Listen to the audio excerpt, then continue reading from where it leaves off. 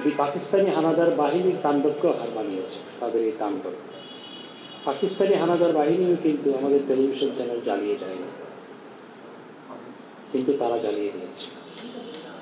পাকিস্তানি হানাদার বাহিনী যেভাবে মানুষের ঘরবাড়ি পুড়িয়েছে, তারা একই কায়দায় তারা মানুষের সম্পত্তি পুড়িয়েছে, রাষ্ট্রের সম্পত্তি পুড়িয়েছে।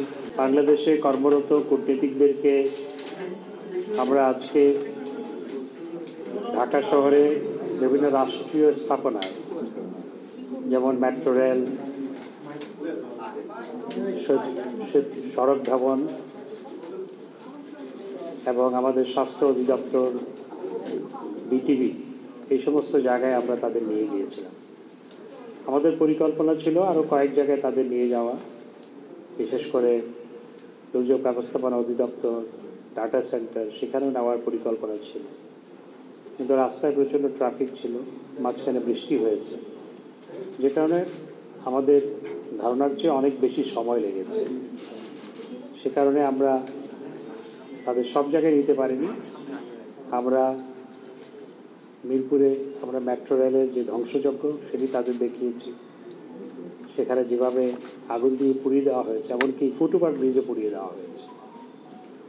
তারপর সড়ক ভবনে যেভাবে তাণ্ডব চালানো হয়েছে, সেতু ভবনে, এবং সেখানে 12 তলা পর্যন্ত আগুন গেছে, 7 তলা পর্যন্ত তারা উঠে ধ্বংসযজ্ঞ চালিয়েছে।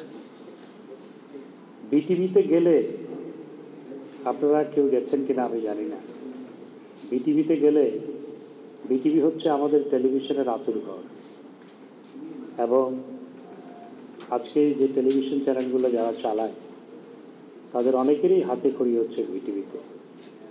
এবং এই অঞ্চলের প্রথম টেলিভিশন চ্যানেল হচ্ছে এই আমাদের বাংলাদেশ টেলিভিশন। 1964 সালে এটি স্থাপিত হয়েছিল তখন, এবং এটি বাংলা ভাষার প্রথম চ্যানেল।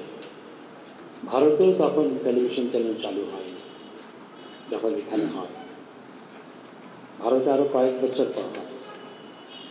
সেখানে যেইভাবে আগুন দিয়ে পুরো বিল্ডিং পুড়িয়ে দেওয়া হয়েছে, এবং কি যে পরিমাণ ধ্বংসযজ্ঞ, সারি সারি গাড়ি যেভাবে পুড়িয়ে দেওয়া হয়েছে, সড়ক ভবনেও এটি, এবং একই সাথে সেতু ভবনেও এটি, একই সাথে আপনার মেট্রো রেলের পাশে তাদের যে গাড়িগুলো ছিল সেগুলো পুড়িয়ে দেওয়া হয়েছে।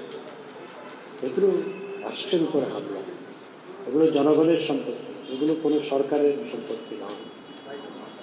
এবং এটি পাকিস্তানি হানাদার বাহিনীর তাণ্ডবকেও হার মানিয়েছে। তাদের এই তাণ্ডব, পাকিস্তানি হানাদার বাহিনীও কিন্তু আমাদের টেলিভিশন চ্যানেল জ্বালিয়ে দেয়নি,